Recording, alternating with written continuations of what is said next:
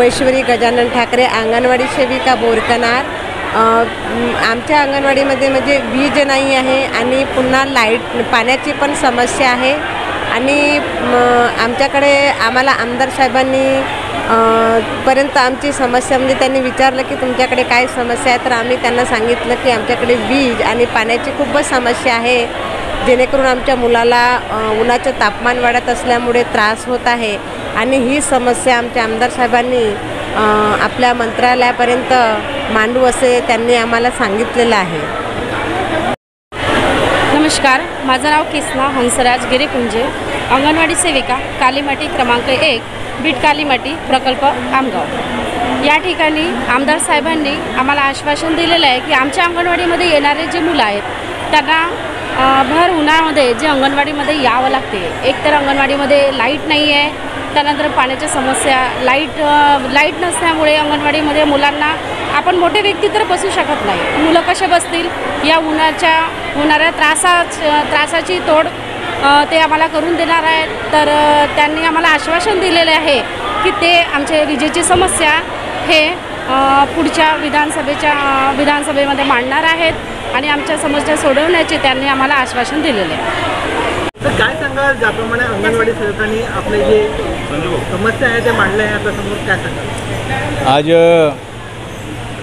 ह्या ठिकाणी अंगणवाडी सेविका व मदतनीस यांच्यासाठी संवाद ह्या कार्यक्रमाचे आयोजन करण्यात आलेलं होतं। अनेक दिवसापासूनच्या यांच्या बऱ्याचशा समस्या आहे, त्या समस्या मार्गी लागत नाही आणि त्या समस्या मी वेळोवेळी विधानभवनामध्ये मांडत असतो।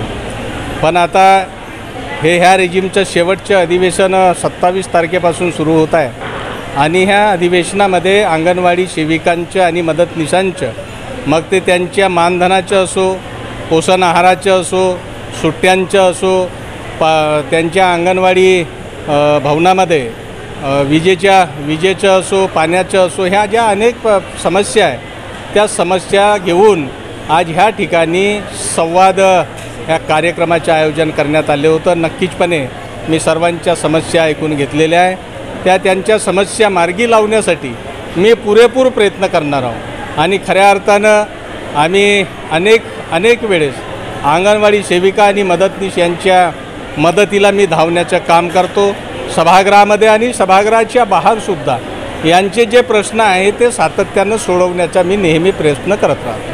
काय सांगाल, लोकसभेमध्ये ज्याप्रमाणे काँग्रेसला यश मिळालं आहे याचाच फायदा विधानसभेमध्ये सुद्धा होणार? हो, नक्कीचपणे ह्या येतं बसलेल्या माझ्या सर्व ज्या बहिणी आहे ह्या सर्व बहिणी मला मदत करणार आहेत, कारण की मी त्यांचा भाऊ आहो आणि एक भाऊ सर्व बहिणींसाठी वेळोवेळी धावून येतो आणि त्याचप्रमाणे भावाच्या मदतीलासुद्धा बहिणी नक्कीचपणे धावून येतील अशा प्रकारचा मला विश्वास आहे। आणि येणाऱ्या विधानसभेमध्ये हे सर्व अंगणवाडी सेविका आणि मदतनीस मला मदत करतील आणि पुनश्च विधानभवनामध्ये पाठवून ह्या आमगाव विधानसभा क्षेत्रातील आणि अंगणवाडी सेविका आणि मदतनीसांचे प्रश्न मार्गी लावण्यासाठी मला पुढे नेतील अशा प्रकारची मला अपेक्षा आहे। हा, नक्कीचपणे मी आजच एक आव्हान केलं आहे की ज्या माझ्या बहिणी आहेत त्यांना सांगितलं की आपण जे पोषण आहार आहे, पोषण आहार आपण माझ्याकडे घेऊन यावं। ज्या ठिकाणी अनेक ठिकाणी निकृष्ट दर्जाचा पोषण आहार येतो तो माझ्यापर्यंत आणून द्यावं। मी सभागृहामध्ये जाऊन सभागृहाचे लक्ष केंद्रित करण्याचं काम आणि संपूर्ण महाराष्ट्राच्या समोर ह्या सरकारचे पितळ उघडं करण्याचं काम मी माझ्या वतीनं करणार आहे।